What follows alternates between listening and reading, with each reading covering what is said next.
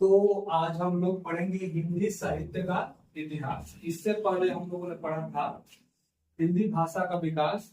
तो हिंदी भाषा के विकास में हम लोगों ने पढ़ा था कि हिंदी की कितनी उपभाषाएं होती है और कितनी बोलियां होती है। तो हिंदी की उपभाषाएं की बात किया जाए तो 5 उपभाषाएं बताए थे हमने। अगर उपभाषा की बात किया जाए तो 5, अगर बोलियों की बात किया जाए तो 17। यानी 5 उपभाषाएं होती थी और 17 बोलियां। और वो पूछे कि उपभाषा कौन कौन सी थी, तो पश्चिमी हिंदी थी। पीछे क्लास रिवाइज हो रहा है अभी। पश्चिमी हिंदी, फिर पूर्वी हिंदी,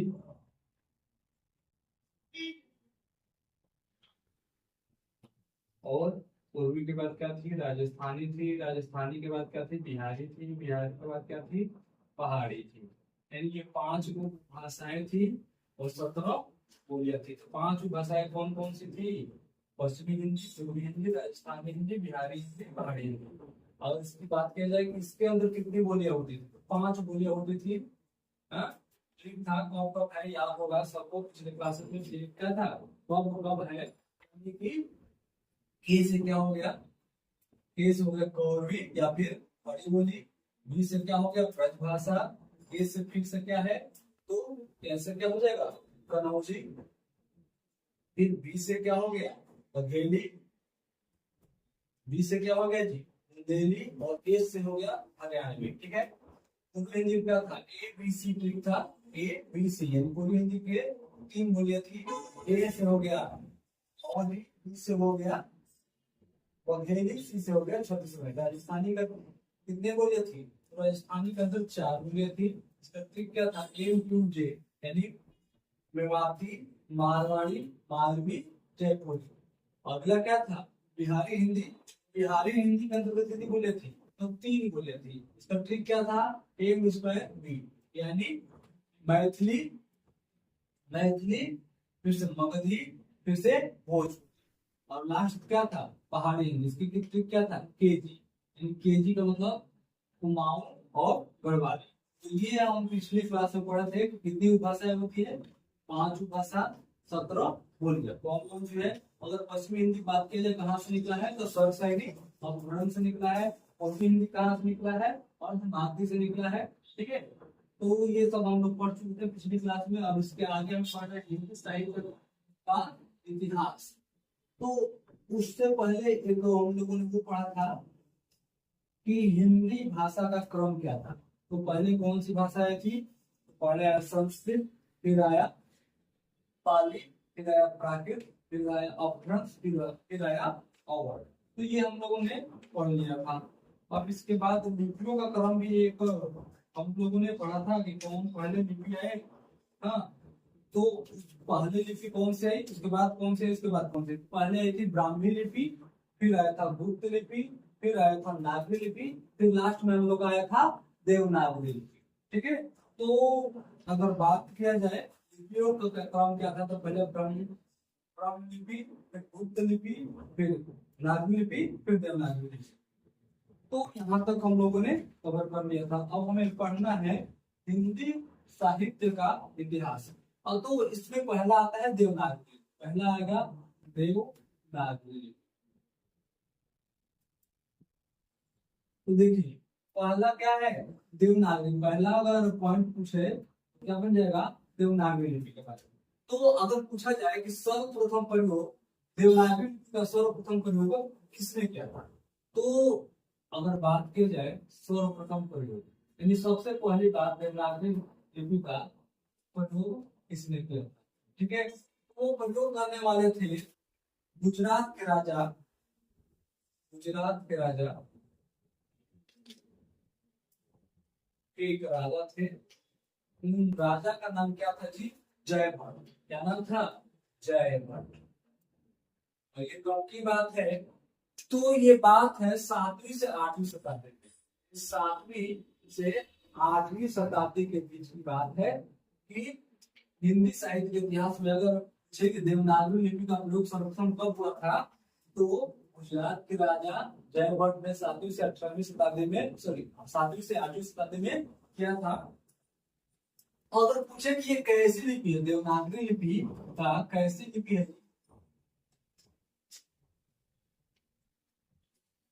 तो ये होगा अक्षरात्मक लिपि।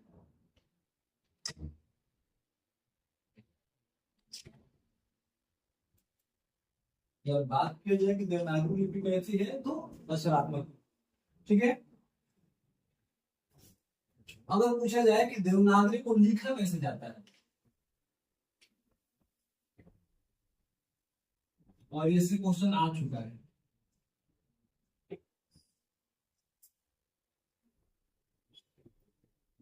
एक ब्राह्मी लिपि होता है, फिर ब्राह्मी लिपि के बाद क्या आएगा, ब्राह्मी लिपि का आएगा बाद आएगा गुप्त लिपि, गुप्त लिपि के बाद नागरी, फिर देवनागरी। तो इसका ट्रिक क्या है, बी, और इसके बाद ट्रिक का B G B G N D, B G N D यानी ब्राह्मी, फिर गुप्त, फिर नागरी, फिर देवनागरी। तो ये अब आते हैं कैसे लिखा जाता है। तो ये अगर पूछ दिया जाए कि देवनागरी लिपि को हम लोग कैसे लिखेंगे, तो देवनागरी लिपि को लिखेंगे बाएं से दाएं की ओर, इधर से किधर, बाएं से दाएं की तरफ, यानी लेफ्ट टू राइट, यानी बाएं से दाएं। ठीक है।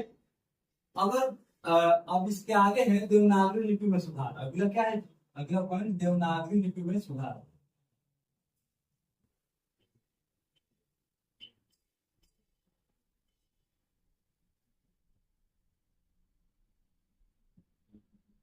तो बात किया जाए अगर देवनागरी लिपि का सुधार की, तो ये हुआ है 1940 में। कब हुआ है, 1904।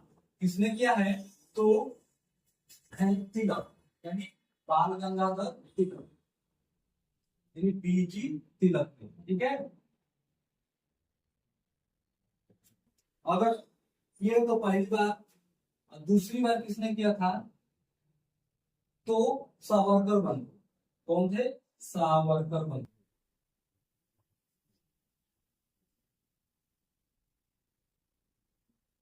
सावरकर बंधु, इन्होंने अ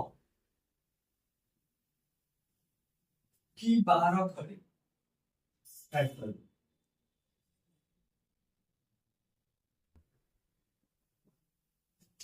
अब अगर बात किया जाए तीसरा पॉइंट,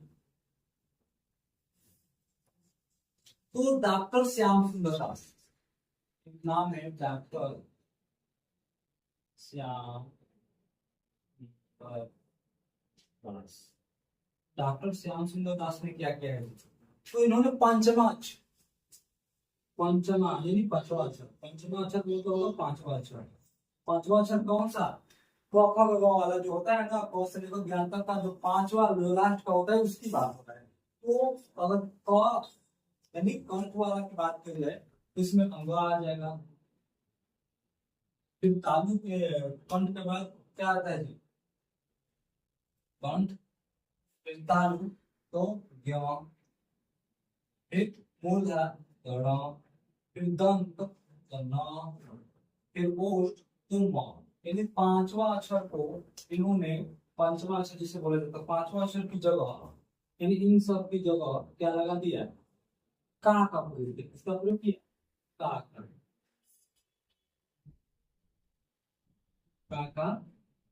प्रयोग किया।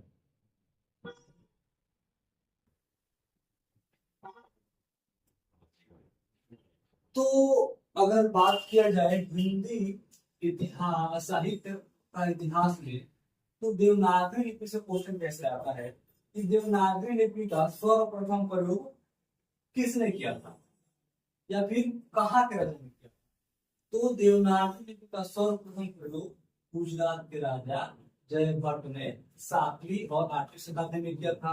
अब दूसरा क्वेश्चन कैसे बनेगा कि देवनागरी लिपि जो है वो कैसी लिपि है, अक्षरात्मक लिपि है, तो ब्राह्मी लिपि है, तो कौन सी लिपि है, तो क्या बताएंगे, अक्षरात्मक लिपि है। अब अगला क्वेश्चन क्या बनेगा कि जो देवनागरी लिपि है इसको लिखा कैसे जाता है, तो इसको लिखा जाएगा बाएं से दाएं की तरफ, यानी कि लेफ्ट टू राइट। फिर अगला है देवनागरी लिपि में सुधार कब हुआ? तो देवनागरी लिपि में पहली बार सुधार हुआ था 1904 में, इसने किया था। तो हमारे के थे बाल गंगाधर तिलक ने। फिर दूसरा किया था सावरकर बंधु ने, और की भारत ने जोड़ दी। फिर डॉक्टर श्याम सुंदर दास ने क्या किया? डॉक्टर श्याम सुंदर दास ने पंचमा अक्षर यानी कि क ख ग जब ग से ज्ञान तक होता है, इसका पांचवा अक्षर को ग य ड़ न म ज प का प्रयोग किया। ठीक है, तो ये हम लोग का यहाँ तक था हिंदी साहित्य का इतिहास। तो इसके आगे हमें पढ़ना है हिंदी साहित्य लेखन की परंपरा। लेखन की परंपरा यानी कि हिंदी साहित्य लेखन की शुरुआत कहाँ से हुआ, एकदम बेसिक लेवल से चल रहा है, जो कि हर एक वनडे कंपटीशन में काम आएगा, जो हिंदी से रिलेटेड हो, यानी हिंदी टीचर के लिए हो गया या फिर एसआई के लिए। तो अब हम लोग देखते हैं अगला हेडिंग है हिंदी साहित्य लेखन की परंपरा।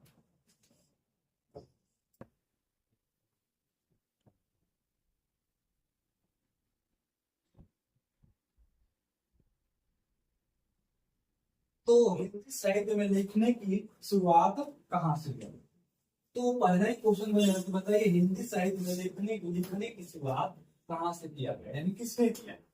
तो है सबसे पहला प्रयास, अगर बात की जाए हिंदी साहित्य में लिखने के सबसे पहले प्रयास किसने किया था?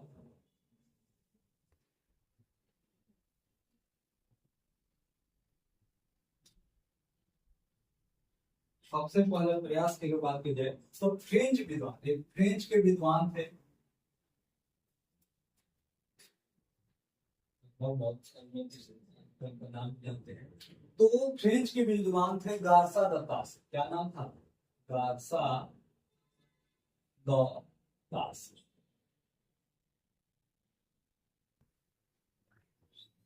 गार्सा द तास ने फ्रेंच, कौन सी भाषा? फ्रेंच भाषा ने फ्रेंच भाषा में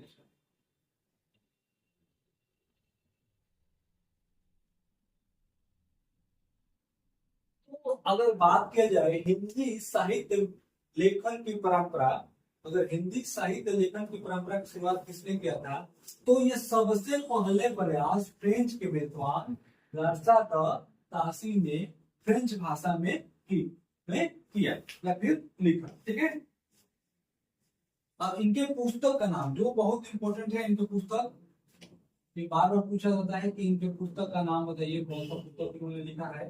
तो इन्होंने एक पुस्तक लिखा है इस्तवार, इस्तवार,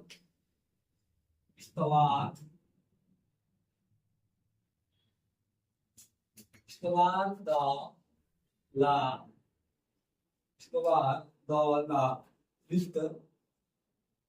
ये थोड़ा सा नाम अजीब है लेकिन काम अच्छे से है। लिटरे लिटरेटिव ए एंडई एंडो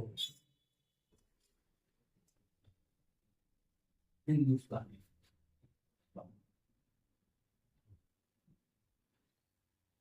तो एक पुस्तक का नाम तो बहुत बड़ा है, बट ये इम्पोर्टेंट है, इसमें से पढ़ना जरूरी है। तो इस्तवार द ला लिटरेचर एंडो ए हिंदुस्तानी, इन्होंने ये पुस्तक लिखा। तो ये क्वेश्चन बनता है कि इसको कितने भाग में बांटा गया है? इस पुस्तक को कितने भाग में बांटा गया? तो दो भाग।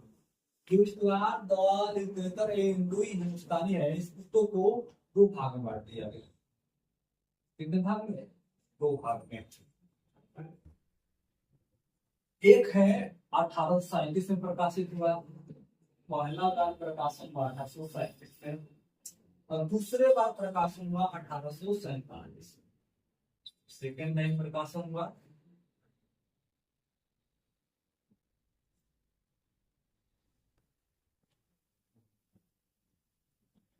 तो पहली बार प्रकाशित हुआ था 1837 में, दूसरी बार हुआ है 1847 में।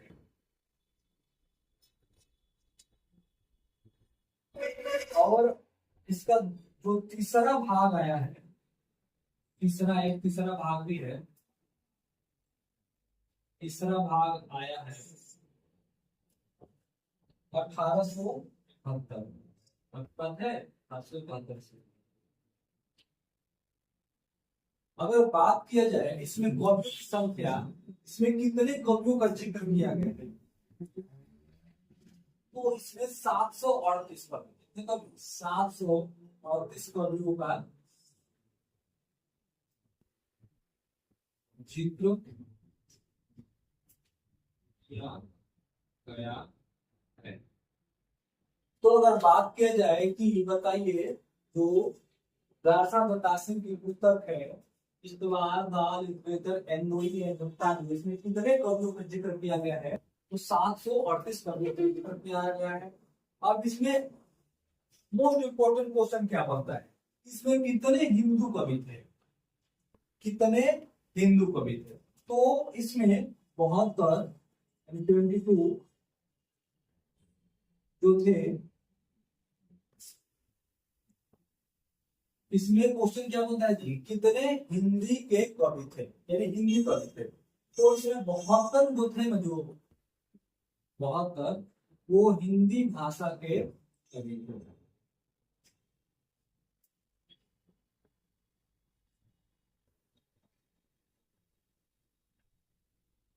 और बाकी सब 72 हिंदी थे, तो बाकी कौन से थे, बाकी के सभी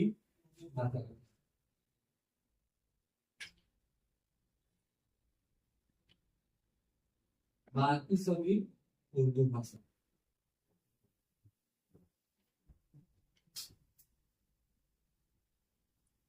तो कैसे हम इसको पढ़ेंगे, हिंदी साहित्य लेखन की परंपरा की शुरुआत सबसे पहले फ्रेंच के विद्वान तासी ने फ्रेंच भाषा में किया, ठीक है।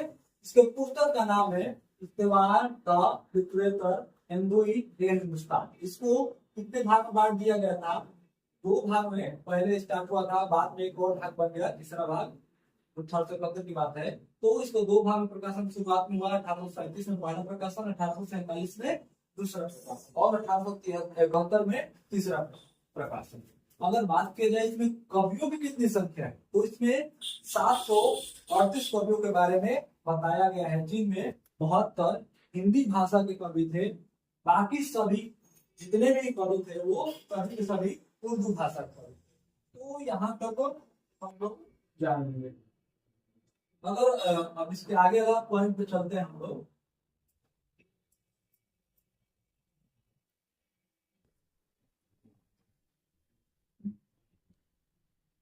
तो इसके आगे का पॉइंट देखते हैं क्या है।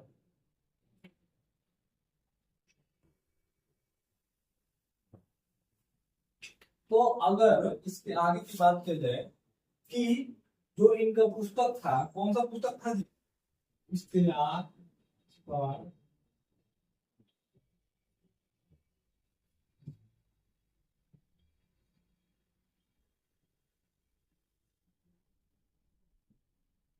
तवार जो ला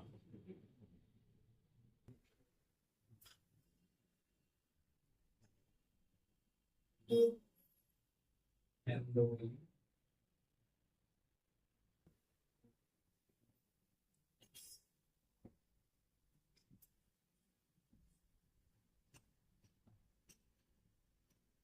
तो इनके जो पुस्तक का नाम था इस्तवार द लिटरेचर एंडोई हिंदुस्तान। तो अगर ये पुस्तक इसका हिंदी अनुवाद, इस पुस्तक का हिंदी में अनुवाद,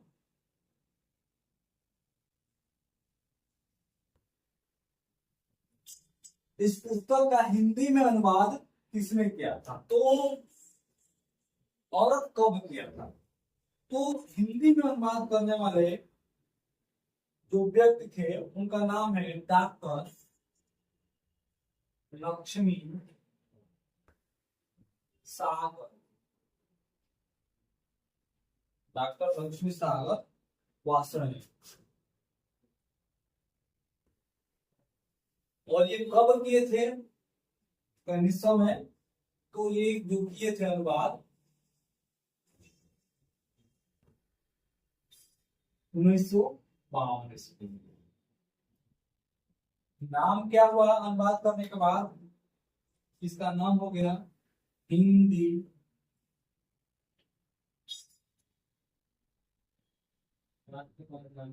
हिंदी साहित्य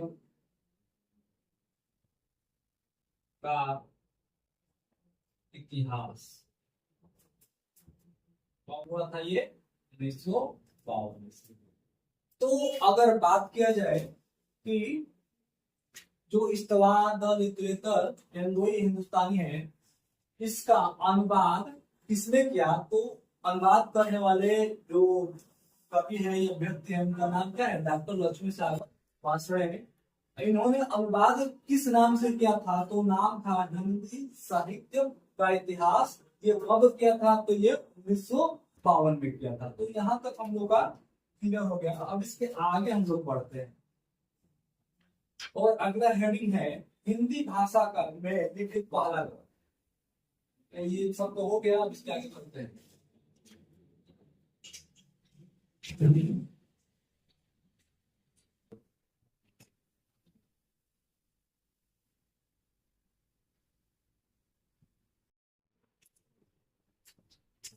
तो हम लोग पढ़ चुके थे, क्या पढ़ चुके थे? हिंदी जो साहित्य के लेखन की परंपरा है, ये कब शुरुआत हुआ था? तो इसकी शुरुआत करने वाले फ्रेंच विद्वान गासा द तासी थे। ठीक है, इन्होंने एक पुस्तक लिखा, इस्तेमाल द लिटरेचर हिंदुई हिंदुस्तानी। इसको दो भाग में पहले प्रकाशित किया गया।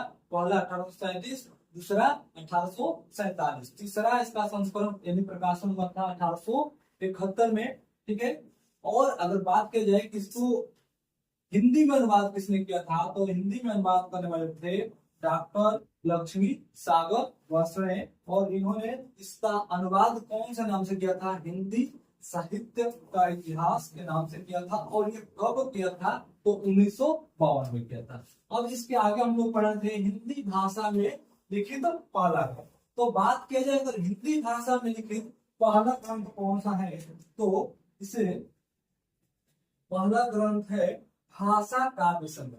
हिंदी भाषा में लिखित पहला ग्रंथ हिंदी भाषा में लिखित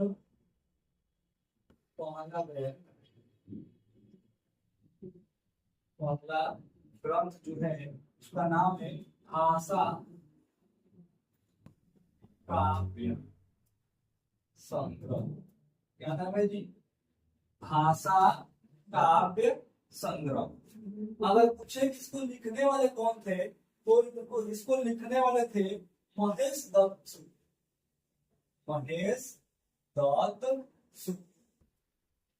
क्या पूछेगा क्वेश्चन की बताइए भाषा काव्य संग्रह को लिखने वाले व्यक्ति कौन है? तो क्या आंसर होगा? महेश दत्त शुक्ल। अगर पूछा जाए ये कब लिखा गया था, कौन से सन में लिखा गया? तो 1873 में। कब लिखा गया था?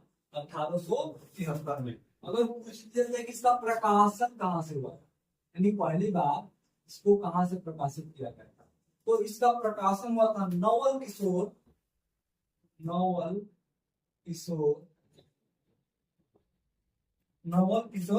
प्रेस। ये कहाँ पे है नवल किशोर प्रेस? तो लखनऊ में। कहाँ पे? लखनऊ। तो अगर बात किया जाए हिंदी भाषा में लिखित पहला ग्रंथ, तो हिंदी भाषा में लिखित पहला ग्रंथ का नाम है भाषा काव्य संग्रह। 1873 में लिखा गया था। किसके द्वारा लिखा गया था? तो महेश दत्त शुक्ल के द्वारा। इसका प्रकाशन कहाँ से हुआ था? तो नवल किशोर प्रेस लखनऊ से हुआ था। ठीक है, अब दूसरा ग्रंथ कब लिखा गया? ये तो था पहला ग्रंथ, ये था पहला ग्रंथ। अब है दूसरा ग्रंथ। क्या है? दूसरा ग्रंथ। तो पहला ग्रंथ किसमें लिखा था? महेश दत्त शुक्ल ने लिखा था। उसका नाम क्या था? भाषा काव्य संग्रह नाम था। उसका प्रकाशन कब हुआ था? तो 1873 में हुआ था। प्रकाशन कहाँ से हुआ था? तो नवल किशोर प्रेस लखनऊ से हुआ था। अब आते हैं दूसरा ग्रंथ। तो अगर बात की जाए दूसरा ग्रंथ का, तो दूसरा ग्रंथ को लिखा है शिव सिंह सरोज। दूसरा ग्रंथ जो है हिंदी भाषा का कौन सा है? शिव सिंह सरोज। शिव सिंह सरोज। अगर बात करें इसको लिखा किसने है तो शिव सिंह से बने, शिव सिंह सीमर ने क्या क्या है लिखा है। ठीक है जी। अगर बात की जाए कब लिखा है तो ये है 1883 में। कब लिखा है 1883 में। ठीक है। तो यहाँ तक हो गया। अब हम लोग थोड़ा सा हिंदी भाषा का जो ग्रंथ है या इतिहास है उसमें एक नाम आता है जॉर्ज ग्रियर्सन। तो उसके बारे में थोड़ा जानेंगे कि जॉर्ज ग्रियर्सन ने क्या किया है हिंदी भाषा के लिए या हिंदी साहित्य के लिए। हिंदी साहित्य में जॉर्ज ग्रियर्सन का नाम बहुत आता है। अगला हेडिंग है जॉर्ज ग्रियर्सन। जॉर्ज ग्रियर्सन बहुत फेमस है ये।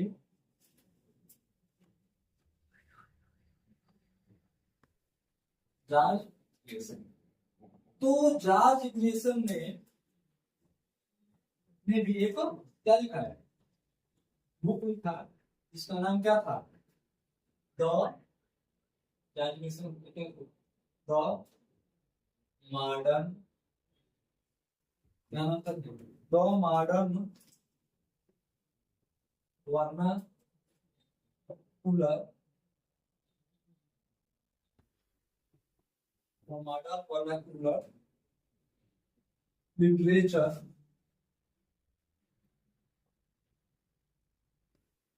Literature of northern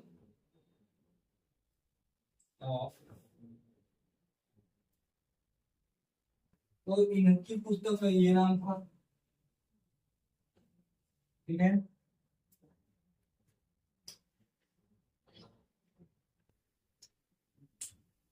northern Hindustan.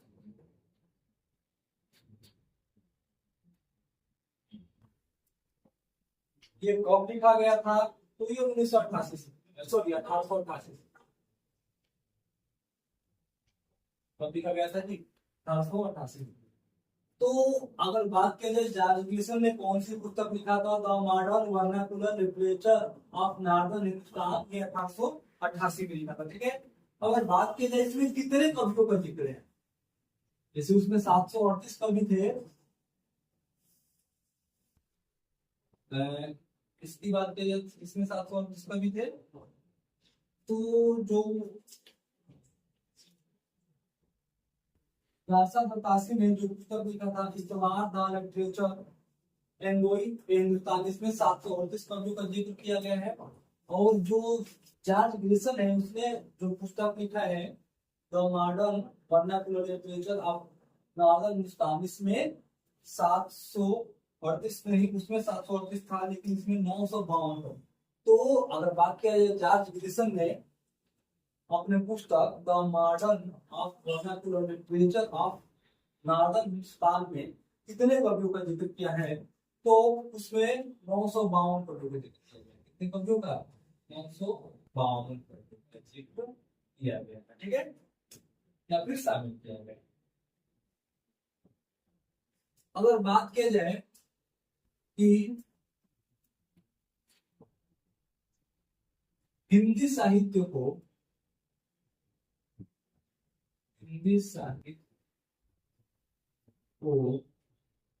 स्वर्ण काल, हिंदी साहित्य को स्वर्ण काल, हिंदी साहित्य को स्वर्ण काल किसने कहा है तो हिंदी साहित्य को स्वर्ण काल जॉर्ज ग्रियर्सन ने कहा है। ठीक है। हिंदी साहित्य को स्वर्ण काल की संज्ञा किसने दिया है तो हिंदी साहित्य की स्वर्ण काल की संज्ञा देने वाले व्यक्ति का नाम है जॉर्ज ग्रियर्सन। ठीक है।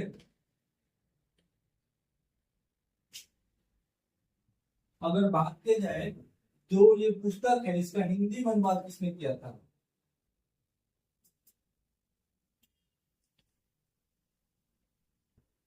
हिंदी में अनुवाद करने वाले व्यक्ति का नाम है किशोरीलाल भुक्ति।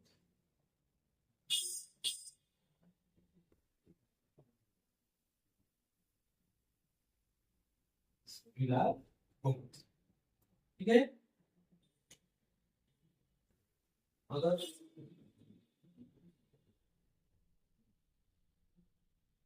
एक और क्वेश्चन आता है कि तजकीरा, अगला पॉइंट है तजकीरा की सुवारा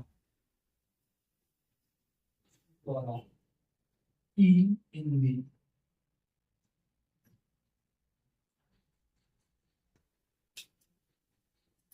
तजकीरा की सुवारा एक हिंदी 1848 में लिखा गया है। ये किसके द्वारा लिखा गया है? इसके लेखक का नाम बताइए। तो इसके लेखक का नाम है मौलवी फरीदी। तो तजकिरा इस द्वारा हिंदी के लेखक का नाम है मौलवी फरीमुद्दीन, ठीक है। इसमें और एक और क्वेश्चन आता है कि प्रथम बार काल क्रम पर ध्यान रखा जाए। यानी इससे पहले काल क्रम पर ध्यान नहीं रखा जाता, लेकिन पहली बार हुआ कि काल क्रम पर ध्यान, समय पर ध्यान रखा गया। प्रथम बार काल क्रम पर ध्यान रखा गया। प्रथम बार काल क्रम पर क्या किया गया? ध्यान रखा गया। अगर बात किया जाए हिंदी साहित्य काल को कितने अध्याय में बांटा गया है, हिंदी साहित्य काल को कितने भागों में बांटा गया है, सॉरी कितने अध्यायों में बांटा गया है। तो अगला पॉइंट क्या बन रहा है? हिंदी साहित्य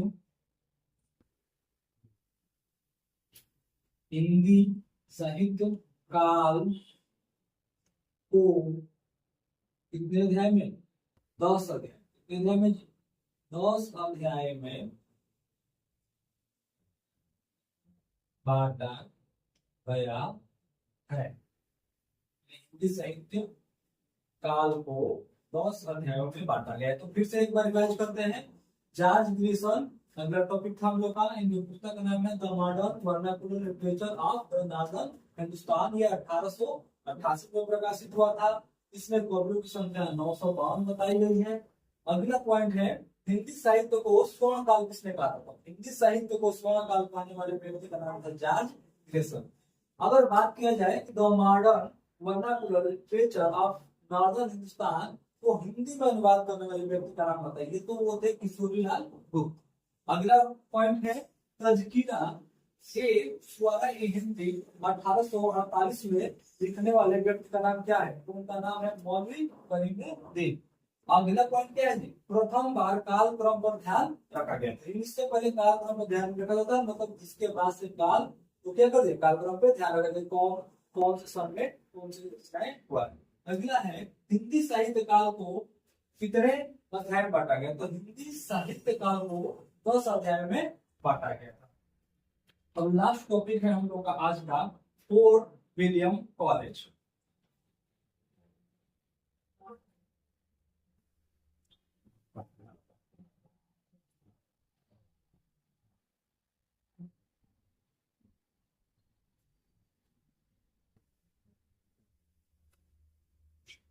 अगला क्या है?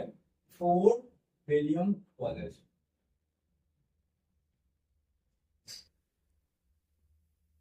Fort William college.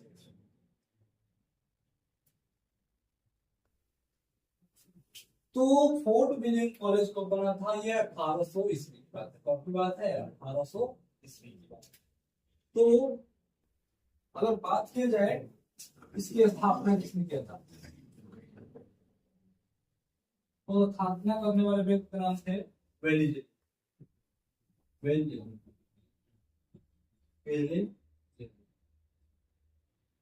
लॉर्ड वेलिजे। अगर बात की जाए कि किसको हिंदुस्तानी विभाग का अध्यक्ष नियुक्त किया गया? फोर्ट विलियम कॉलेज को स्थापना करने वाले थे लॉर्ड वेलिजली। अगर बात की जाए कि हिंदुस्तानी विभाग का अध्यक्ष किसे नियुक्त किया गया?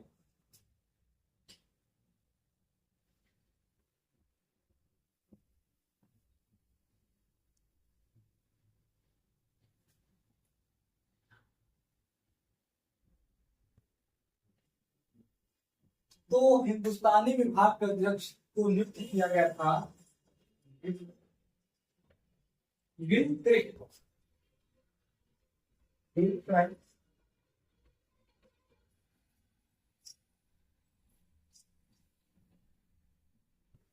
है, तो हिंदुस्तानी विभाग के अध्यक्ष थे गिलक्रिस्ट। अगर बात करें कि फोर्ट विलियम कॉलेज में हिंदी गवर्नर खड़ा करने में किसने मदद किया था? फोर्ट विलियम कॉलेज में फोर्ट विलियम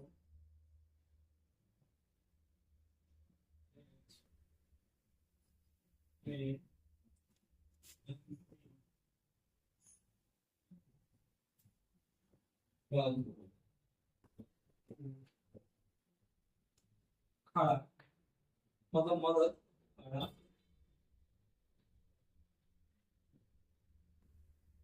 में मदद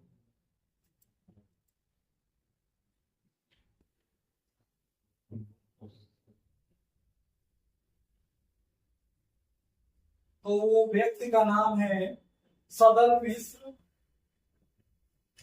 सदल मिश्र और लल्लू लाल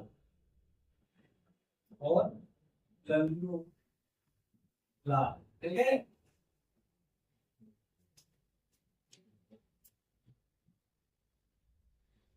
अगर बात की जाए हिंदी गद्य के प्रमुख चार स्तंभ कौन है? हिंदी गद्य के प्रमुख चार स्तंभ कौन है?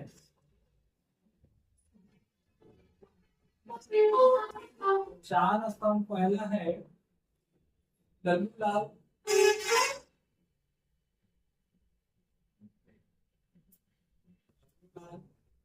दूसरा है इंसा आला खां,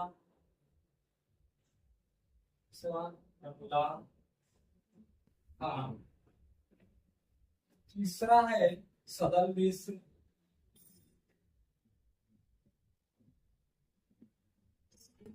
लास्ट चौथा है सदा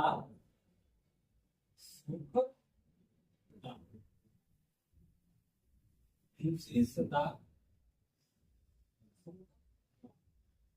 ये चार स्तंभ कौन है? लल्लू लाल, इंसान खां, सदल मिश्र, मुंशी सदासुख लाल। ये था फोर्ट विलियम कॉलेज। आगे हम लोग पढ़ेंगे आचार्य रामचंद्र शुक्ल का काल विभाजन। तो धन्यवाद। इसके बाद ये चलेगा।